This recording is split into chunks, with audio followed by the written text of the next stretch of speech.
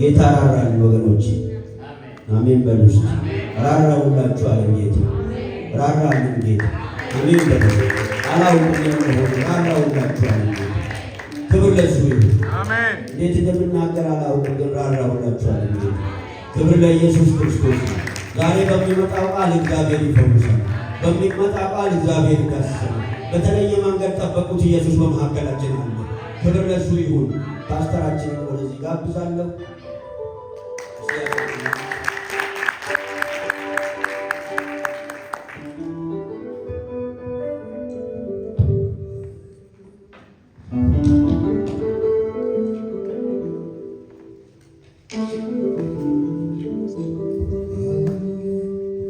ጌታ ይባርክ በመንፈስ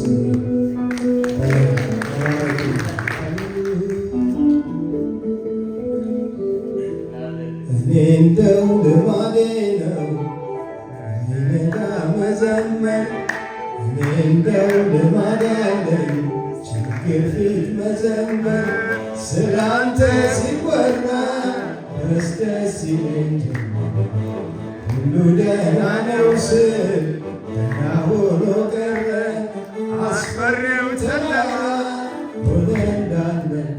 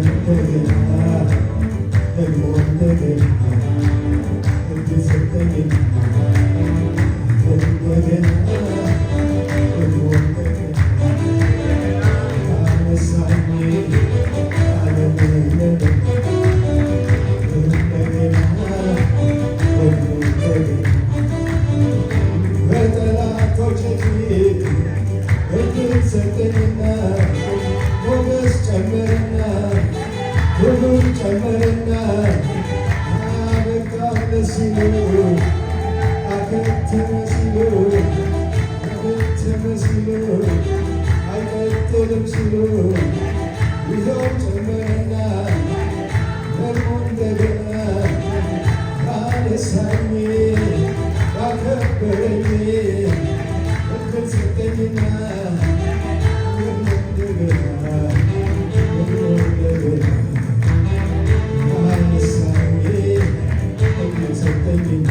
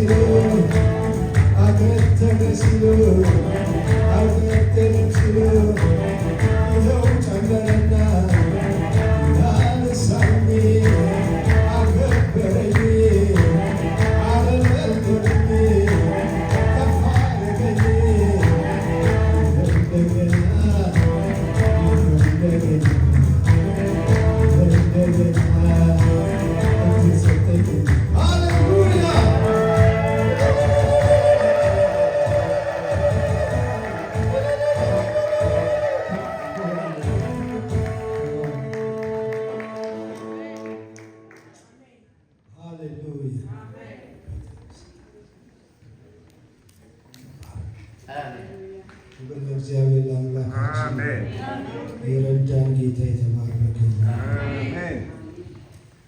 እግዚአብሔርን እናመሰግናለን። አሁን አንጸልይም፣ ቀጥታ ወደ ቃሉ እንሂድ። እንጸልያለን ብዬ ነው። ዝማሬውም አምልኮውም ሁሉም ጸሎት ነው። ራዕይ ምዕራፍ 1 ላይ ታወጡና አዲሱ መደበኛ ትርጉም ነው የማነበው። ቁጥር 4 እና 5 ብቻ አንብቡ። ከዮሐንስ በእስያ አውራጃ ለሚገኙ ለሰባቱ አብያተ ክርስቲያናት ልጠብቃችሁ አላወጣችሁ።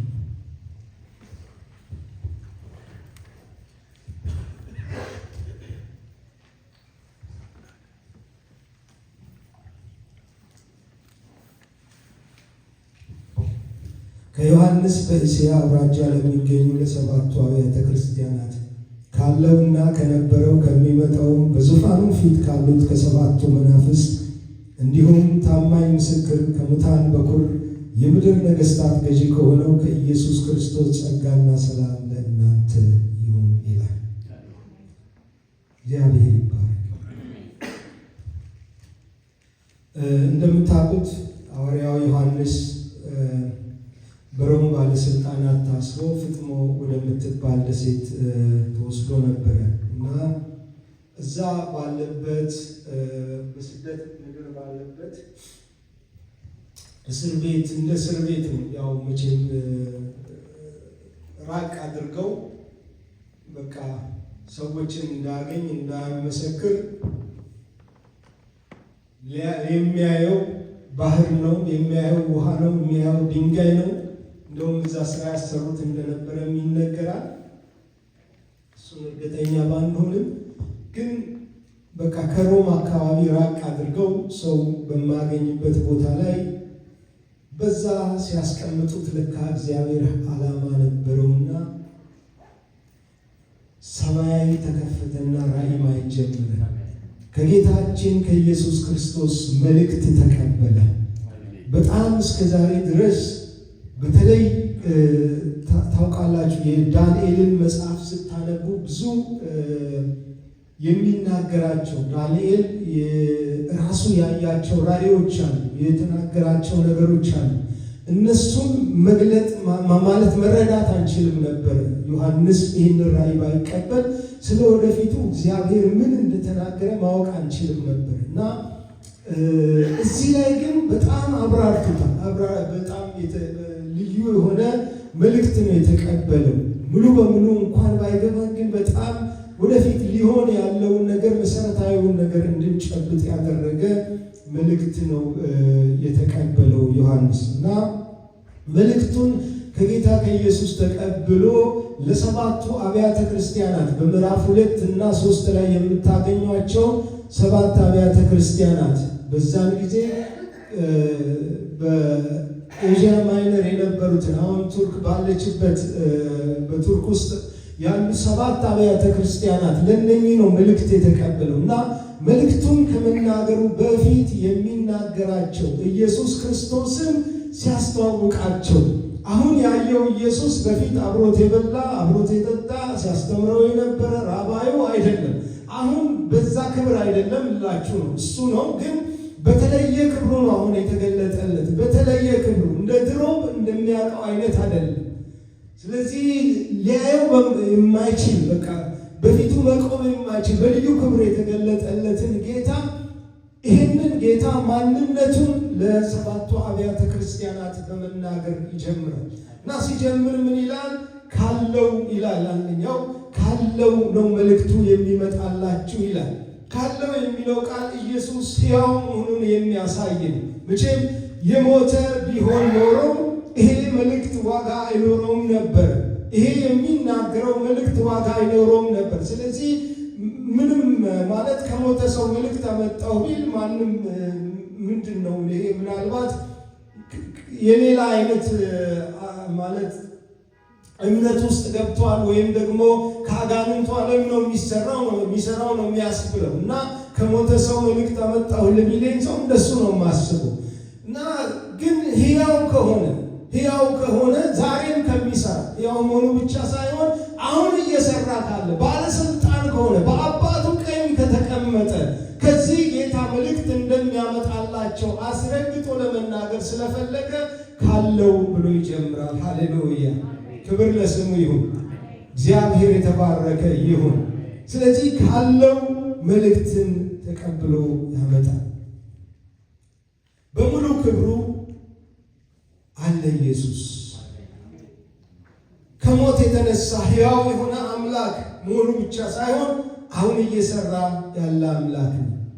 የሚወደን አምላክ ነው። ስለዚህ እምነታችሁ ሕያው ነው እያላቸው ነው። እነኚህ ሕያው አምላክ ስለምታመልኩ እምነታችሁም የሞት አይደለም፣ ሕያው እምነት ነው። ተስፋችሁም እውነተኛ ተስፋ ነው እያላቸው ነው። ክብር ለስሙ ይሁን። የምናመልከው ጌታ የሰጠን ተስፋ እውነተኛ ተስፋ ነው። እስኪ አሜን በሉ። ክብር ለእግዚአብሔር ይሁን።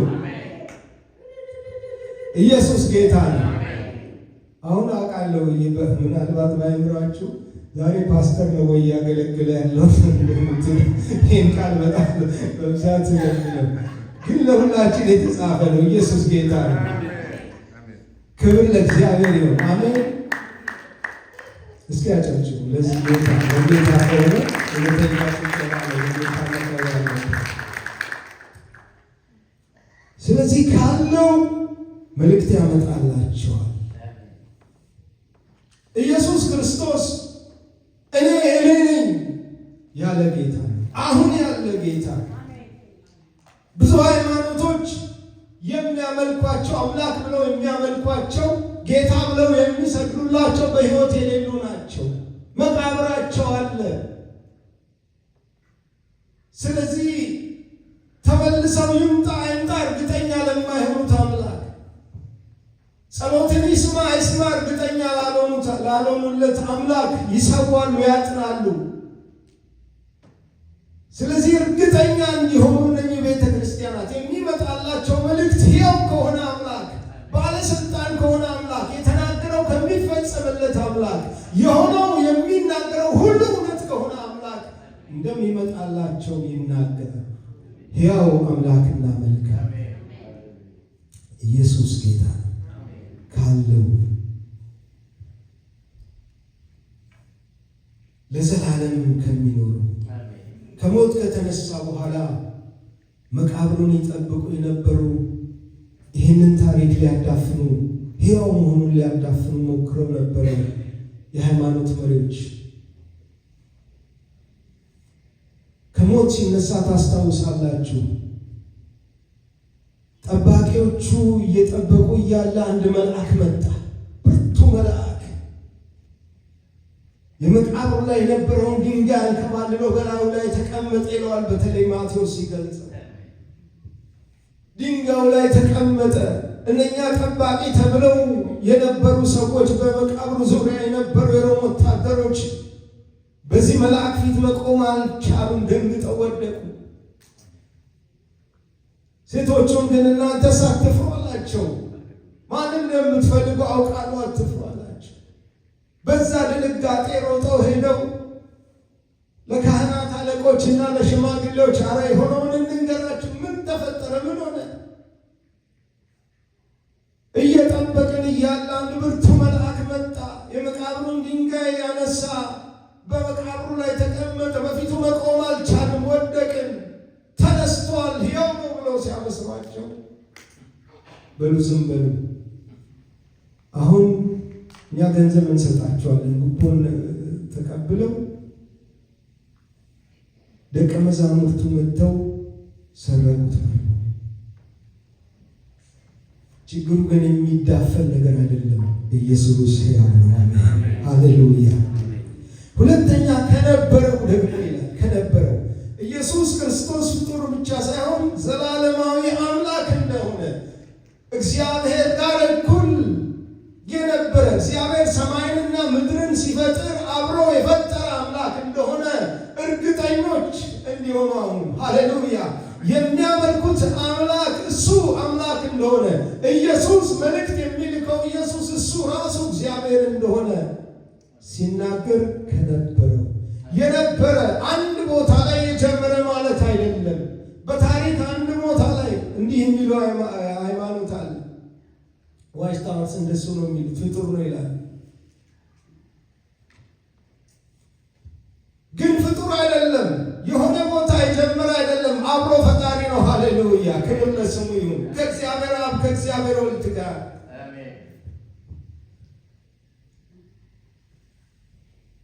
ፈሪሳውያንን አንድ ጊዜ አይሁዶችን እንዲህ አላቸው፣ አብርሃም ቀኔን ያይ ዘንድ ተመኘ፣ አየም ደስም አለው ብሎ ሲላቸው አንተ ገና 50 ዓመት ያልሞላ አብርሃምን አይተሃል አሉት። ከዛ እንደውም ትንሽ ልፍ ልበልላችኋልና አብርሃም ሳይወለድ እኔ ነበር። አዲስ ትርጉም ላይ ብታዩት እኔ ነኝ፣ አብርሃም ሳይወለድ እኔ ነኝ ይላል። እኔ ነኝ የሚለው እግዚአብሔር ለሙሴ በተገለጠለት ጊዜ ያለውን እኔ ነው። ሃሌሉያ! እኔ ነኝ አለ። ማን ልበላቸው? ማን ተገለጠልኝ ልበላቸው ሲለው ሙሴ እኔ ነኝ አለ። እኔ ነኝ። አንድ ጊዜ አንድ ማከው ሰው ነውና አገልጋይ ነው። ልጁ እየተከተለ ምንድን ነው ይሄ ልዩነቱ? አሁን ሁሉም ሰው እኔ ነኝ ይላል፣ እኔም እኔ ነኝ ልል እችላለሁ፣ ምንድን ነው አለ። አይ ምናምን ብሎ አቃለው ሊያልፈው ሲል አይ ተው ይሄ ልጅ በኋላ ካልመለስክለት ሌላ ጋር ሄዶ ነው የሚጠይቀው። ሳትጠየቅ ሳትመለስለት አያድርም። ግን ምንጩ ስለማይታወቅ የት እንደሚያመጣ ሮንግ እንትን ይዞ ነው የሚመጣው። ቆመን ለልጁ መለስለት። እኔ ነኝ የሚለው የነበርኩ ያለው የምኖር ለዘላለም ስልጣን አለው ከዚህ እኔነት ጋር። ማንም እንደሚለው አይነት እኔነት አለ። ስለዚህ ኢየሱስ አብርሃም ሳይወለድ እኔ ነኝ። ሃሌሉያ! የነበርኩ ነኝ። በመጀመሪያ ቃል ነበረ፣ ቃልም በእግዚአብሔር ዘንድ ነበረ፣ ቃልም እግዚአብሔር ነበረ የተባለለት እኔ ነኝ ማለት የሚችል ክብር ለእግዚአብሔር ይሁን። ሐዋርያው ጳውሎስ በቆላስይስ ምዕራፍ 1 ቁጥር 15 እና 16 ላይ ስታነቡ ሁሉ ነገር በእርሱ ተፈጠረ ይላል። በሰማይና በምድር ያሉ ሁሉ የሚታዩና የማይታዩ ዙፋናት ቢሆኑ ወይም ኃይላት፣ አለቆች ቢሆኑ ወይም ባለስልጣናት ሁሉ በእርሱና ለእርሱ ተፈጥረዋል። ለእርሱ ክብር ይሁን። አሜን፣ ሃሌሉያ። ሁሉን የፈጠረ ከሙታንም በኩር የሆነ ኢየሱስ ክርስቶስ በመጀመሪያ የነበረ ነው ስንል ከእግዚአብሔር ጋር አብሮ የፈጠረ ሁሉ ነገር በእርሱ የተፈጠረ። ቀጥሎ ደግሞ የሚመጣው ከነበረው ብቻ ሳይሆን ከሚመጣው ደግሞ ይላል።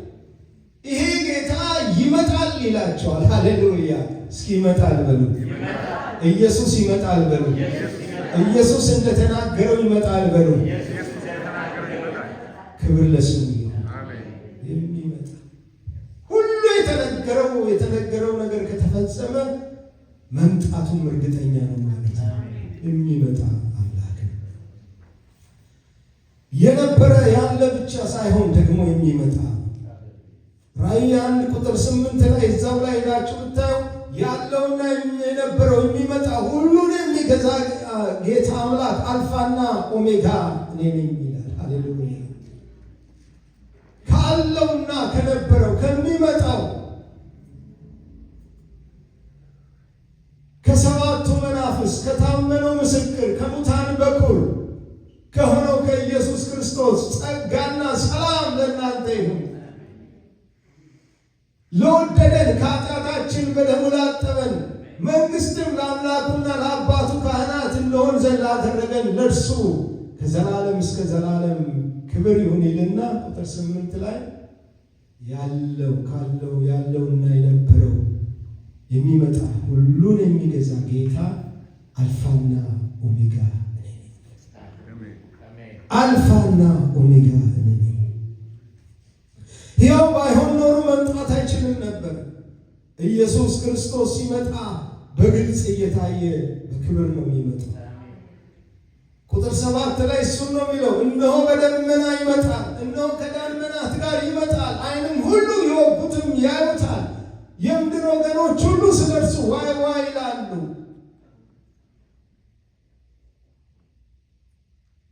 አዎን አሜን ሃሌሉያ። ዳግም መምጣት በመጽሐፍ ቅዱስ ውስጥ በተለያዩ ስፍራዎች ተጽፎ እናገኛለን። በብሉይ ኪዳን ሁሉ ስለ ዳግም መምጣቱ ተነግሯል፣ ግን በአግባቡ አይረዱትም ነበር። ብዙ ግልጽ አልነበረም። መጀመሪያ ሲመጣ በዛው እንደሚነግስ ነው የሚገባቸው። ነቢያቶቹ እንኳን በመሃል ያለውን እኮ የአሕዛብ ዘመን የምንለውን አይረዱትም ነበር። ይህንን ጋፕ አይረዱም ነበር፣ ግን ይናገሩ ነበር። ለምሳሌ ዘካርያስ ምዕራፍ 14 ቁጥር 4 ላይ በዚያም ቀን እግሮቹ ከኢየሩሳሌም በስተምስራቅ በደብረ ዘይት ተራራ ላይ ይቆማሉ። የደብረ ዘይት ተራራም ታላቅ ሸለቆ በመስራት የተራራው እኩሌታ ወደ ሰሜን እኩሌታው ወደ ደቡብ በማድረግ ምስራቅ እና ምዕራብ ሆኖ ለሁለት ይከፈላል ይላል። ኢየሱስ ክርስቶስ ሲመጣ ዳግም ሲመጣ በደብረ ዘይት ተራራ ላይ እንደሚቆምና ተራራው ለሁለት እንደሚሰነጠቅ ነው እየተናገረ ያለው። ከሞት ከተነሳ በኋላ ለ40 ቀናት እኮ ታይቷል። ለደቀ መዛሙርቱ አልፎ አልፎ እየታያቸው በመጨረሻ ግን ሊያርግ ሲል ደቀ መዛሙርቱን ሰበሰበና የመጨረሻውን መመሪያ እየሰጣቸው ዓይናቸው እያየ በደመና ከፍ ከፍ ማለት ጀመረ።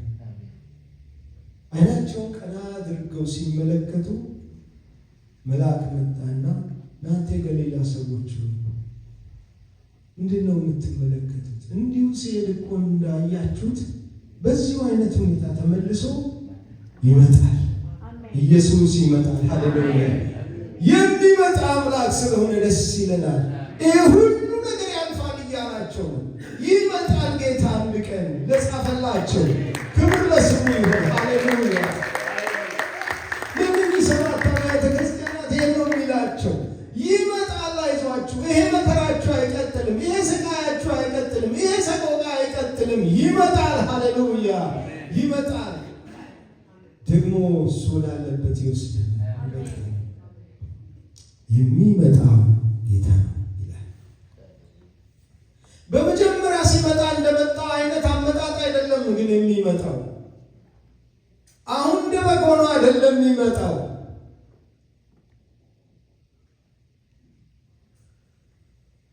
አሸናፊ እንደሆነ ጌታ ሁሉን እንደሚገዛ እንደ ባለስልጣን ነው የሚመጣው። በመጀመሪያ የመጣ ጊዜ ራሱን ዝቅ አድርጎ በበረት ተወልዶ በሸላቾቹ ፊት ዝም እንደሚል በግ፣ እንደሚታረድ በግ በሸላቾቹ ፊት ዝም እንደሚል በግ ሊያርዱት ሲወስዱ ሊገሉት ሲወስዱት አንተ አይሁድን ራስን ዲፌንድ አድርግ ሲሉት ዝም ያለ ጌታ። ልገልህ ላድን ስልጣን የለም እንደ ያለው እንዳለኝ አታውቅም እንደ ያለው ኢየሱስ ታስታውሳላችሁ። ለካህኑ እንኳን እኮ መልስ መስጠት አልፈለገም ነበር። ዝም ብሎ ያለ የሐሰት ምስክር እያስመጣ እየደረደረ አትናገርም እንደ ይሄ ሁሉ ምስክር ሲመሰከርብህ ሲሉ ዝም አለ። በመጨረሻ ለምን እንደመለሰለት ታውቃላችሁ? አይሁዶች ጋር መሐላ ካለ የግድ በእግዚአብሔር አምልሃለሁ ተናገር ሲለው ነው የዛ ጊዜ የተናገረው። መሐላን ማለፍ አይችልም። አንተ የእግዚአብሔር ልጅ ነህ ተናገር ብሎ አንተ እንዳልከው ነው ማለት ነው። እግዚአብሔር ልጅ ነኝ። ወደ ኢየሩሳሌም ለሞት ሲሄድ በአህያ ውርንጫ ተጭኖ ነው ሄዱ። በብዙ ትህትና ነው የመጣው። ዝቅ ብሎ ማንም ሳያውቀው ኢሳይያስ ምዕራፍ 53 ላይ በደንብ ገልጦታል። በደንብ ተናግሯል። የሰማነውን ነገር ማን አምኗል? የእግዚአብሔር ክንድ ለማን ተገልጧል? በፊቱ እንደ ቡቃያ ከደረቅ መሬት እንደ ሥር አድጓል። መልክና ውበት የለውም፣ ባየነውም ጊዜ እንወደው ዘንድ ደም ግባት የለም።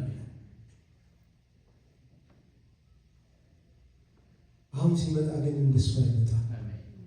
እንደ ኃያል እንደ ብርቱ ተዋጊ ሆነው የተሰበሰበውን በአርማጌዶን ጦር ሜዳ ላይ ለጦርነት የተሰበሰበን ሰራዊት አንድ ጊዜ ከአፉ በሚወጣ ሰይፍ እየበላ ነው የሚመጣው። ሃሌሉያ! ክብር ለእግዚአብሔር አምላካችን ይሁን። ኢየሱስ ጌታ ነው። በሱ ነው የሚመጣው። ዮሐንስ ይህንን ያየው እንደዚህ ነው። ያየውን ሲገልጥ ሕዝቦችን የሚመታበት ስለታም ሰይፍ ከአፉ ወጣ፣ በብረት በትርም ይገዛቸዋል ይላል። ይቀጥልና በዙፋኑ ፊት ካሉት ከሰባቱ መናፍስት ይላል። ሰባቱ መናፍስት የሚለውን ቃል ቢያንስ 4 ጊዜ ተናግሯል። እዛው ራእይ ላይ ብቻ ማለት ነው። ዮሐንስ የመጀመሪያው ቁጥር 4 ላይ ምዕራፍ 1 ላይ ቁጥር 4 በዙፋኑ ፊት ካሉት ከሰባቱ መናፍስት ይላል። ራእይ ምዕራፍ 3 ቁጥር 1 ላይ ደግሞ ሰባቱ የእግዚአብሔር መናፍስት ብሎ ይላል። ራእይ ምዕራፍ 4 ቁጥር 5 ላይ በዙፋኑ ፊት 7 መብራቶች ይበሩ ነበረ፣ እነዚህም ሰባቱ የእግዚአብሔር መናፍስት ናቸው ይላል። ምዕራፍ 6 ቁጥር 5 ላይ ደግሞ በጉም 7 ቀንዶችና 7 ዓይኖች ነበሩት፣ እርሱም ወደ ምድር ሁሉ የተላኩት ሰባቱ የእግዚአብሔር መናፍስት ናቸው። እንደምታውቁት 7 ቁጥር በመጽሐፍ ቅዱስ ውስጥ ሙላትን ፐርፌክሽንን ነው የሚያመለክተው። ፍጹም መሆንን ነው የሚያመለክተው። ኢሳይያስ ይህንን ሰባቱን መናፍስት እንዲህ በማለት ይገልጠዋል። የእግዚአብሔር መንፈስ የጥበብና የማስተዋል መንፈስ፣ የምክርና የኃይል መንፈስ፣ የእውቀትና እግዚአብሔርን የመፍራት መንፈስ ያርፍበታል ይላል። እነኚህ 7 መናፍስቶች በማን ላይ ነው የሚያርፉት? በኢየሱስ ክርስቶስ ላይ። ሙሉ የሆነው የእግዚአብሔር ሙላት በኢየሱስ ክርስቶስ ላይ ነበር ማለት ነው። 7ቱም ባህሪያቱ ናቸው።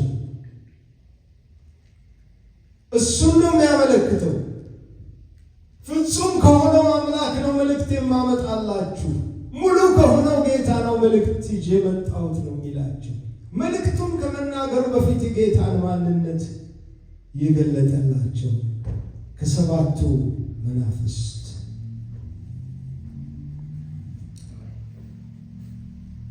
ይቀጥልና ከታመነው ምስክር ይላል። ኢየሱስ እውነት የሚናገር እውነተኛ እውነት የሆነ የሚናገረው ደግሞ እውነት ነው። እውነትን ብቻ የሚናገር ከስሞቹ አንዱ ታማኝ የሚል ነው። ኢየሱስ ክርስቶስ ምዕራፍ 19 ራእይ 19 ቁጥር 11 ላይ ከዚያም ሰማይ ተከፍቶ አየሁ፣ እነሆ አንድ ነጭ ፈረስ ነበረ፣ በፈረሱም ላይ ታማኝና እውነተኛ የሚባል ተቀምጦ ነበረ፣ እርሱም በጽድቅ ይፈርዳል። ኢየሱስ ራሱን ታማኝ እና እውነተኛ ምስክር ብሎ ጠርቷል። ራሱ ለሎዶቅያ በላከው መልእክት ላይ ምዕራፍ 3 ቁጥር 14 ላይ እንዲህ ይላል። ራእይ 3:14 በሎዶቅያ ላለው ቤተ ክርስቲያን መልአክ እንዲህ ብለህ ጻፍ፣ አሜን የሆነው ደግሞ ታማኝና እውነተኛ ምስክር የሆነው የእግዚአብሔርን ፍጥረት ምንጭ የሆነው እንዲህ ይላል። እያላቸው ነው። አሁን የምናገረው መልእክቱን የላከው ጌታ ታማኝና እውነተኛ ነው። ስለዚህ የሚናገረው ቃል እውነት የሆነ ቃል ነው። ከመታዘዝ ሌላ፣ ከመስማት ሌላ፣ የሚለውን ከማድረግ ሌላ ምርጫ የላችሁም እያላቸው ኢየሱስ በግል ለኔ የሚናገረው በግል ለእናንተ እንደሚናገረው እንደ ቤተ ክርስቲያን የሚናገረን ነገር ሁሉ ምንም ተጨማሪ መረጃ ሳያስፈልገው እውነት ነው። ሃሌሉያ! ለምን? እሱ እውነተኛ፣ እውነትና ታማኝ ነው። ሃሌሉያ! ታማኝና እውነተኛ የሆነ ጌታ ነው። በምድር ላይ ታውቃላችሁ፣ የምድር አሰራር እንኳን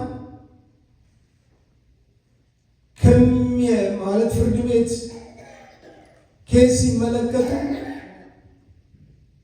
ካላቸው የዶክመንት በተጨማሪ የሰው ምስክር ይጠራል እና በየተራ የገቡ ሰዎቹ ምስክርነታቸውን ይሰጣሉ። በብሉይ ኪዳንም እንኳን በአንድ ሰው ምስክር ማንም ሰው አይገደል ይላል። ማለት ማንም ሰው ላይ ምንም ነገር ፍርድ አይሰጥም። 2 ወይ 3 ምስክሮች ያስፈልጋል። ዘዳግም 19 ቁጥር 15 ላይ በማንኛውም ወንጀል ወይም ሕግ በመተላለፍ ውስጥ ጥፋተኛ ለማድረግ አንድ ምስክር አይበቃም፣ ነገር ግን 2 ወይም 3 ሰዎች በምስክር አፍ መረጋገጥ አለበት ይላል። ወንጀለኛ ለማድረግ ሰው ግን ምስክር ዝም ብሎ ሁሉ ሰው መመስከር አይችልም። መንገደኛ ሁሉ መመስከር አይችልም። አንድ ጊዜ ፍርድ ቤት ማለት እከታተል ነበር፣ ጁሪ ሆኜ ስለነበረ እና አይ ነበር እና በየተራ የመጡ ይመሰክራሉ። በኋላ የከሳሽ ጠበቆች ጠበቃ አንደኛው ተነሳና እከሌን አሁን ደግሞ ለምስክርነት እጠራለሁ ብሎ ሲቆም የተከሳሹ ጠበቃ ብድግ ብላ ኦብጀክሽን የሆነ አለች። ቆጣ ብላ ይህ ደግሞ ለምስክር ምን ኦብጀክሽን ያስፈልጋል ብዬ ሳይ ዳኛው ተነሳና እኛ እንዳንሰማ አንዳንድ ጊዜ እንዲህ እናደርጋለን፣ ሁሉም ነገር አትሰሙም እና እዛ ጥግ ይዘን የምንወያዩበት ጊዜ ነው አሁን አለ። ጥግ ይዘው አወያየ አነጋገራቸውና መጥቶ ምስክሩ እንዳይገባ ከለከለ። ምንድን ነው? የማይበቁ ሰዎች አሉ ማለት ነው ለምስክርነት። የሆነ ወይ ሬፑቴሽን ይታያል። ከዚህ በፊት በውሸት ወንጀል ተከሶ ይሆናል፣ ወይ ደግሞ ሰውን በውሸት ወንጅሎ ሊሆን ይችላል። እንዲህ አይነት ሰዎች ለምስክርነት አይቀርቡም። ወይ ደግሞ የአእምሮ ችግር ካለበት ብቻ የሆነ ማጣራት አለባቸው ማለት ነው ለምስክር የሚቀርበውን ሰው እንኳን። ኢየሱስ ክርስቶስ ግን እውነተኛ አምላክ ነው። ሃሌሉያ! እንከን የማይገኝለት ተጨማሪ ምስክር የማያስፈልገው። ስለዚህ እሱ የሚላችሁ ሁሉ እውነት በልባችሁ የተናገረው ንስሐ ግባ ካለ ንስሐ መግባት ብቻ የሚያዋጣ ማመቻቸት እንዲቆኝ ነው። ድካሜን ታውቃለህ ምናምን አያስፈልግም። ያውቃል፣ ሁሉን ያውቃል። እንደ አቅማችን ነው ሁሉን የሚያደርገው። ታማኝና እውነተኛ ብንታዘዝ ይሻለናል። ተው ሲለን መተው ይሻለናል። ሌላ ተጨማሪ ምስክር አስፈልገው። ስለዚህ እነሱ ነው የሚላቸው። ይቀጥልና ከሙታን በኩር ይላል። ከሙታን በኩር የሚለው ያው እንደምታውቁት ከሙታን ቀድሞ የተነሳ ማለት ነው። ነገር ግን ከሱ በፊት ሞቶ የነበሩ የሉም ማለት የተነሱ የሉም ማለት ሳይሆን ይህንን የማይበሰብሰውን አካል ግሎሪፋይድ የሆነውን አካል ለብሶ የተነሳ እሱ ለመጀመሪያ ከሱ በፊት ማንም የለም። ላይሞት ድጋሚ ላይሞት ማለት ነው። ስለዚህ ከሙታን በኩር ሆኖ የተነሳ ይሄ ጌታ መነሳቱ በመጽሐፍ ቅዱስ ውስጥ ብቻ ሳይሆን በቃ በታሪክም እኮ በደንብ ይታወቃል። አንድ ሰው ኢየሩሳሌም ሊጎበኝ ሄዶ ሚስቱን ይዞ ነበር ሄደው እና ከሚስቱ ጋር ሄዶ ኢየሩሳሌምን እየጎበኘ እያለ ሚስቱ ድንገት ትሞትበታለች እዛው እንዳለ። ከዛ ያው ምርጫ ስለሌለው ሞርቸሪ ውስጥና ያናግራቸዋል በቃ መቅበር እንደሚፈልግ። ስለዚህ ምርጫ ይሰጡታል። ሁለት ምርጫ አለ። ወደ ሀገር ይዤ እሄዳለሁ የምትል ከሆነ ይህን ያህል ብር ይፈጅብሃል፣ ወደ $500 ይሁን እንደዚህ ይፈጅብሃል። እዚህ የምትቀብር ከሆነ ግን ከዛ ባነሰ በቀላሉ መቅበር ትችላለህ ብለው አማራጭ ይሰጡታል። በዚያን ጊዜ ማለት ነው። ከዛ በኋላ አሰብ አደረገና አይዤ መሄድ ይሻለኛል እና ተገረሙና የቀብሩን ስነ ስርዓት አሬንጅ የሚያደርጉት በጣም ግን እንደው ልጠይቅህ እስቲ እዚህ ቅድስቲቷ ከተማ ላይ በርካሽ ቀብር እያለ ውድ ከፍለ ይዘን ሄደ የፈለግከው ለምንድን ነው አለ። ከዛሬ 2000 ዓመት በፊት አንድ ኢየሱስ የሚባል ሰው በዚህ ሞቶ ተቀብሮ ከሞት እንደተነሳ ሰምቻለሁ። እሷን ድንገት ትነሳ ይሆናልና ቻንስ ነው ሰደቅ እንጂ ልሄድ ይሻለኛል። ምን ልላችሁ ነው? የሚታወቅ ኢየሱስ ተነስቷል። ከሙታን በኩር ሆኖ ተነስቷል። ኢየሱስ ክርስቶስ ከሙታን በኩር ሆኖ መነሳት በጌታ አምነው የሞቱ ሁሉ እንደሚነሱ ያረጋግጣል። አንደኛ ቆሮንቶስ 15:17-18 ክርስቶስ ካልተነሳ እምነታችሁ ከንቱ ነው፣ እናንተም እስካሁን ድረስ ከነ ኃጢአታችሁ አላችሁ ማለት ነው። እንዲህም ከሆነ በክርስቶስ ያንቀላፉ ጠፍተዋል ማለት ነው ይላል። ይህ የእምነታችን ዋና መሰረት፣ የክርስቶስ መነሳት ዋና የእምነታችን መሰረት እንደሆነ ሲናገር ጳውሎስ በሁለተኛ ጢሞቴዎስ ምዕራፍ 2:11 ላይ እንዲህ የሚለው ቃል የታመነ ነው፣ ከእርሱ ጋር ከሞትን ከእርሱ ጋር ደግሞ በሕይወት እንኖራለን። ሌላው የምድር ነገሥታት ገዢ ደግሞ ይለዋል። ነገሥታት በምድር ላይ ሲሾሙና ስልጣን ሲይዙ በተለይ ታውቃላችሁ፣ በድሮ ዘመን የነበሩ ነገሥታት የፈለጉትን ያደርጋሉ። የሚፈልጉትን ይገድላሉ፣ የሚፈልጉትን ያድናሉ፣ የሚፈልጉትን ያስራሉ፣ የሚፈልጉትን ይፈታሉ። ግን ከላይ አንድ ጌታ እንዳለ፣ ሁሉን የሚቆጣጠር ጌታ እንዳለ ይረሳል። ታውቃላችሁ፣ አሁን ውሻ ይዘው በሎንግ ሊሽ እንትን ሲሉት ረዘም ባለ ማሰሪያ አስረው እየታሰረ አይመስለው ይሮጥና ሳብ ሲያደርገው ነው የሚያውቀው። ጌታ እነሱ እንደያዛቸው አላወቁም እና የፈለጉትን አምላክ የሆኑ ይመስላቸዋል። ታስታውሳላችሁ ሄሮድስ ያደረገው በመጀመሪያ ያዕቆብን አስገደለ። ከዛ በኋላ ደግሞ ጴጥሮስን ሊያስገድል አስቦ እስር ቤት አቆየው ፋሲካ እስኪያልፍ ድረስ። ከዛ በኋላ ሊገድለው ሊያወጣው ሲፈልግ ቀድሞ መልአክ አውጥቶት ስለነበረ ጴጥሮስን አስፈልገው አጣው እስር ቤት። በዛ ንዴት ጠባቂዎቹን በሙሉ አስገደለ እና ደግሞ ወደ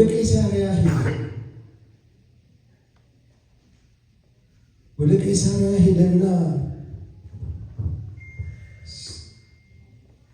ሲዶናውያን ሊያናግሩት መጡ። ምክንያቱም ምግብ ከሱ ስለነበር የሚያገኙት ሊያናግሩት መጡና ምልጃ በአማላጅ ሲያናግሩት በዙፋኑ ላይ ቁጭ አለ እና ገና መናገር ሲጀምር ድምፁን ሰምተው መቼም ያው ፍላተር ታውቃላችሁ፣ ማለት ያው ለምግቡ ብለው ነው እንጂ እውነት አይመስለኝም። የእግዚአብሔር ድምፅ ነው ይሄማ የሰው ድምፅ አይደለም የእግዚአብሔር ድምፅ ነው ማለት ኮንፈስ አለ መሰለኝ ትንቢት ያዘው። ያን አንድ መልአክ መጣው ያን የሚያህል ንጉሥ በትልቁ ሞተ። ናቡከደነፆር እንደዚህ ታብዮ ነበር። አንድ ጊዜ በኃይል ታብዮ ሁሉን አገር እግዚአብሔር አሳልፎ እንደሰጠው ዘነጋና ክንዴ፣ ጦሬ፣ ኃይሌ፣ ብርታቴ ማለት ጀመረ። ከዛ በኋላ አንድ ህልም አየ። ያለው ምንድነው? አንድ ትልቅ ዛፍ ያያል።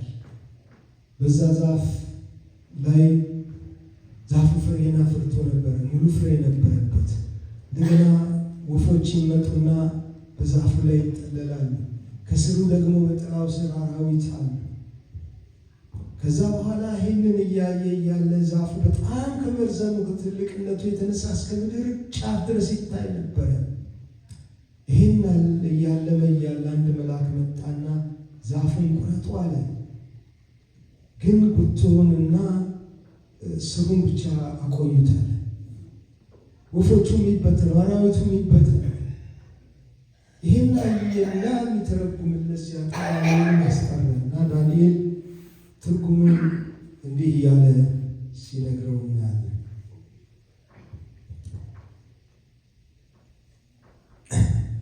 ንጉሥ ሆይ ትርጉሙ ይህ ነው። ልዑል በንጉሱ በጌታዬ ላይ ያወጣው አዋጅ ነው። ከሕዝብ ተለይተህ ትሰደዳለህ፣ ዱር አራዊትም ጋር ትኖራለህ። እንደ ከብት ሳር ትበላለህ፣ በሰማይ ጠል ትረሰርሳለህ። ልዑል በሰዎች መንግስታት ሁሉ ላይ የሚገዛና እነዚህም መንግስታት ለሚወደው እንደሚሰጥ እስክታውቅ ድረስ 7 ዓመት ያልፍብሃል። የዛፉ ቁጥቶ ከስሩ እንዲቀር መታዘዙ ስልጣን ከሰማይ መሆኑን ስታውቅ መንግስትህ እንደሚመለስልህ ያመለክታል ብሎ አንዳንድ ነገር መከረ። ለድሆች መስዋዕት ብትሰጥ፣ እንዲህ ብትሆን፣ ይሄ ቲቪ ቀርኗል፣ እንዲህና እንዲህ ብታደርግ እግዚአብሔር ይህን ነገር ሊለውጠው ይችላል። እውነት ነው ደግሞ እግዚአብሔር ንስሐ ከተመለሱ ይለውጣል። ለነነዌ እንዴት እንደራራ ታውቃላችሁ። በንስሐ ራሱን እንዲያዋርድና በእግዚአብሔር ፊት እንዲቀርብ መከረው። አልሰማም። ያ ዳንኤል የተናገረው ነገር ተፈጸመ። እንደ ሳር በላ፣ እንደ እንስሳ 7 ዓመት አእምሮው ተለወጠ ወደ እንስሳነት። ከዛ በኋላ ግን የተናገረው ላንብብላችሁ። ይህ ሁሉ ከሆነ በኋላ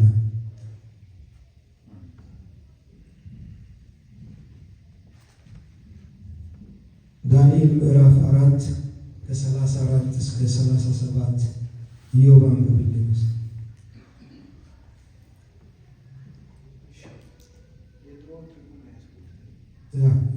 ዘመኑ ከተፈጸመ በኋላ ናቡከደነፆር ዓይኔን ወደ ሰማይ አነሳሁ፣ አእምሮዬም ተመለሰልኝ። ልዑሉንም ባሪያ ለዘላለምም የሚኖረውን አመሰግናለሁ፣ አከበርኩት። ግዛቱ የዘላለም ግዛት ነውና መንግስቱም ለጥቂት ነውና፣ በምድርም የሚኖሩ ሁሉ እንደ ምናምን ይቆጠራሉ። ሰማይም ሰራዊት በምድርም ላይ የሚኖሩ መካከል እንደ ፈቃዱ ያደርጋል። እጁንም የሚከለክላት ወይም ምን ታደርጋለህ የሚለው የለም። በዚያን ጊዜም አእምሮ የተመለሰልኝ፣ ለመንግስቴም ክብር ግርማዬን አማካሪዎችና መኳንንቶቼን ፈለጉ። በመንግስቴም ውስጥ ጸናሁ፣ ብዙም ክብር ተጨመረልኝ። አሁንም እኔ ናቡከደነፆር የሰማይን ንጉሥ አመሰግናለሁ፣ ታላቅም አድርገዋለሁ፣ አከብረውማለሁ። ስራው ሁሉ እውነት መንገዱን ፍርድ ነውና በትዕቢትም የሚሄዱትን ያዋርድ ዘንድ ይችላል። አሜን። ሰማችሁ አይደል ያለውን? ይህ ንጉሥ ያ ትዕቢተኛ ንጉሥ ምን ልላችሁ ነው? እግዚአብሔር ኢየሱስ ክርስቶስ በላይ ሆኖ ሁሉን የሚቆጣጠር የነገስታቶች ሁሉ ንጉሥ፣ የጌቶች ጌታ እሱ በምድር ላይ የሚሆነውን ነገር እያያችሁ አትረበሹ፣ በፍጹም አትረበሹ። He is still in charge. Hallelujah. He is still in control. ኢየሱስ ጌታ በምንም አይነት አትረበሹ። እሱ ነው የሚላቸው። ራሱ እኮ ዮሐንስ ፍጥሞ ለምትባል ደሴት የሄደው በቄሳር ተይዞ እኮ ነው። ዶሚሽን የሚባል ቄሳር ነበረ ማለት ሮምን የሚገዛው በዛን ጊዜ እና በጣም እሱም እንደዚሁ መከራ ያደርስባቸው እንደነበር ይነገራል ክርስቲያኖች ነው። እና እነኚህ ሰባቱም አብያተ ክርስቲያናት አብረው መከራ እየተቀበሉ ነው። ሁሉ ነገር ከነሱ አጌንስት ነው። ሁሉ ሊያጠፋቸው ነው። እነኚህ በዓል የሚያመልኩትም አይፈልጓቸው፣ ቄሳርም አይፈልጋቸው። ምክንያቱም ለቄሳር አጥንም ጌታ ነው ብለው ጌታ እሱ ብቻ ነው። ስለዚህ በመከራ እያለፉ ነው። ግን አይዟችሁ ይላቸዋል። ዮሐንስ ራሱ እሱ ነው ጌታ እያለ ነው። በዚህ ሁኔታ ውስጥ ጌታ አለ፣ አይዟችሁ ይላችሁ። ሁሉን የሚቆጣጠር ጌታ አለ። ማንም ተነስቶ የሚናገረው እግዚአብሔር እስከፈቀደ ብቻ ነው። የምድር ነገስታት ሁሉ ገዢ ኢየሱስ አለ። በመጨረሻ ጸጋና ሰላም ለእናንተ ይሁንላችሁ። ለምታውቁት ጸጋ ካልቀደመ ሰላም የለም። ጸጋ የሚመጣው ማነው? ሰላም የሚመጣው በእግዚአብሔር ጸጋ ብቻ። ተመስገን እንጸልይ። ሃሌሉያ ሃሌሉያ። ዘላለማዊና ጻድቅ የሆንክ የሰራዊት ጌታ እግዚአብሔር ሆይ በልጅ በናዝሬቱ ጌታ በኢየሱስ ክርስቶስ ስም እናመሰግንሃለን። ስለመጣልን ቃልን ባርከሃለን። ስለተናገርከን እናመሰግንሃለን። አቤቱ አንተ ጌታ አባት ሆይ እነሆ ካለ እና ከሚኖር ከነበረ ካለ ያለህን የነበርክን ደግሞ ከሚመጣ ሃሌሉያ የምትመጣውን ጌታ እናመልካለን። የምድር ነገስታት ሁሉ ገዢ የሆንከውን አንተን እናመልካለን። እግዚአብሔር ሆይ ችግሮቻችን የነገስታቶች ንጉሥ ፊት ሲቆም ምንም ነው። ጌታ ሆይ ዛሬ የተነቀለ እንዲሆን እንጸልያለሁ። በኢየሱስ ስም የተነቀለ እንዲሆን እንጸልያለሁ። ከወገኖቼ ላይ እንዲነሳ ጸልያለሁ። የከበዳቸው ነገር እንዲነሳ ጸልያለሁ። ያቃታቸው ነገር ከላቸው ላይ እንዲነሳ ጸልያለሁ። በጌታ በኢየሱስ ስም የተነሳ እንዲሆን ጸልያለሁ። በኢየሱስ ስም የተነሳ እንዲሆን ጸልያለሁ። እግዚአብሔር ያቃታቸው ነገር ከላቸው ላይ እንዲነሳ ጸልያለሁ። በጌታ በኢየሱስ ስም በሽታ ለቋቸው እንዲሄድ ጸልያለሁ። በጌታ በኢየሱስ ስም እንዲነሳ ጸልያለሁ። የነገስታትን ንጉሥ እጠራለሁ። የጌቶችን ጌታ እጠራለሁ። ኃያሉን ጌታ እጠራለሁ። ብርቱን ጌታ እጠራለሁ። በጌታ በኢየሱስ ስም ጌታ እግዚአብሔር ሆይ በኢየሱስ ስም ነፃ እንዲወጡ ጸልያለሁ። ፍርሃት እንዲወገድ ጸልያለሁ። እግዚአብሔር ሆይ ጭንቀት ከላቸው ላይ እንዲነሳ ጸልያለሁ። በኢየሱስ ስም እንዲረግፍ ጸልያለሁ። በኢየሱስ ስም ያስጨነቃቸው ነገር እንዲነሳ ጸልያለሁ። ሃሌሉያ ሃሌሉያ። የጌቶች ሁሉ ጌታ የነገስታቶች ሁሉ ንጉሥ ሃሌሉያ። የጸጋ ሁሉ አምላክ እግዚአብሔር በጸጋ ሕዝብን እንድትደግፍ ጸልያለሁ። በጸጋ ሕዝብን እንድትዳስስ እንድትነካ ጸልያለሁ። ስለሰማህን እናመሰግናለን። ሁሉ ክብር ለስምህ ይሁን በኢየሱስ ስም አሜን። ስለዚህ ይመጣና ጨርስልናል። ተባረኩ።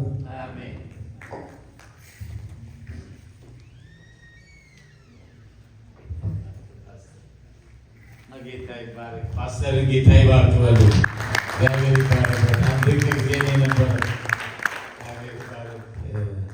አንድ ነገር ልንገራችሁ። ፓስተር ሲናገር ነው ዘላለም ሕይወት ማለት እግዚአብሔርንና ኢየሱስ ክርስቶስን ማወቅ ማለት ነው። ስለዚህ በዘላለም ጌታ ቢመጣና በዘላለም ስንኖር በየቀኑ አውቀነው የማንጨርሰው ጌታ ዛሬ ለዚህ ነው ቤተ ክርስቲያን ስለ ኢየሱስ ማስተማርን መስበክ ነው ሌትና ቀን። ኢየሱስ አንድ ገጽታ አይደለም። ያው በቃ እንደ ፕሪዝም 7 ማለት ፍጹም ቁጥር ርኅራኄውን ተወርቶላችሁ ሳትጨርሱ ቸርነቱ ተወርቶ ሳትጨርሱ ታላቅነቱ፣ ግርማዊነቱ፣ ቅድም ፓስተር እናገር አምላክነቱ፣ ትሕትናው፣ የዋህነቱ ይሄን ባጠናን ቁጥር ማንን እየመሰልን እንደምንሄድ ታውቃላችሁ? ማንን ነው የምንመስለው? ኢየሱስ ራሱ። ከዛ ማንን ነው የምናፍቀው? ዓለምን የምናፍቀው ጌታን ነው ባወቅን። ብዙ መሰበክ ያለበት ቤተክርስቲያን እየሰበከችው ያለ እንደ ሕግ የሚመስል ነው ብዙ ሲናገር የምትሰሙት እንጂ ዋነኛው ነገር ኢየሱስ ነው። አትሰልቹ፣ አጥብቀን እንሰብካለን። ኢየሱስና ኢየሱስ ሲክብር ለጌታ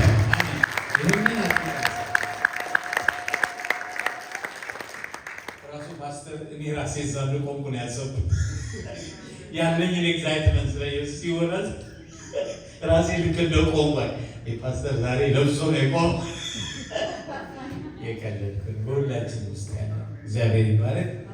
ጌታ ይባርክ። ፓስተር ተባረኩ። አምልኮ የመራችሁ መዘመራን ጥሩዬ፣ ተስፍሽ የለም ሁላችሁም ጌታ ይባርክ። ተፌ በላይ በደንብ አድርገን የተናገርከው እዛ ጋር ደግሞ አለ ደረጀ እንዲያው ጌታ ይባርክ እንድትሉ ትፈልጋለህ። ተደብቆ የሚሰራው ነገር ይገርማል።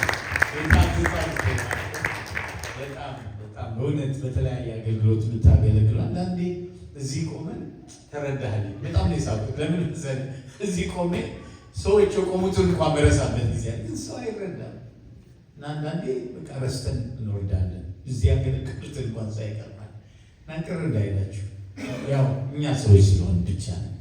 እግዚአብሔር ግን ፈጽሞ አይረሳም፣ ዋጋ ይከፍላል። እግዚአብሔር ይባረክ። በባርኮት ጸሎት እንጨርሳለን። እግዚአብሔር ይባርካችሁ፣ ይጠብቃችሁ። እግዚአብሔር አምላክ ፊቱን ያብራላችሁ፣ ይራራላችሁ። እግዚአብሔር አምላክ ፊቱን ወደ እናንተ ያንሳ፣ ሰላምን ይስጣችሁ። የእግዚአብሔር ፍቅር፣ የጌታ ኢየሱስ ክርስቶስ ጸጋ፣ የመንፈስ ቅዱስ ኅብረት ከሁላችሁ ጋር ይሁን። እግዚአብሔር ከፊት ይውጣላችሁ፣ ከኋላ ይከተላችሁ። በውስጥ ክብር፣ በዙሪያችሁ የእሳት ቅጥር አጥር ይሁንላችሁ። እግዚአብሔር አምላክ ጠላቶቻችሁን እንደ ክምር ይገልብጣችሁ። እግዚአብሔር አምላክ ከፊት እየወጣ ጠላቶቻችሁን ከእግራችሁ በታች ይጣልላችሁ። ልጆቻችሁ በደም ይጠበቁ፣ ቤተሰቦቻችሁ በደም ይጠበቁ፣ ቤተ ክርስቲያን በደም ትጠበቅ። በአብ በወልድ በመንፈስ ቅዱስ አንድ አምላክ ተባርካችሁ ቅሩ።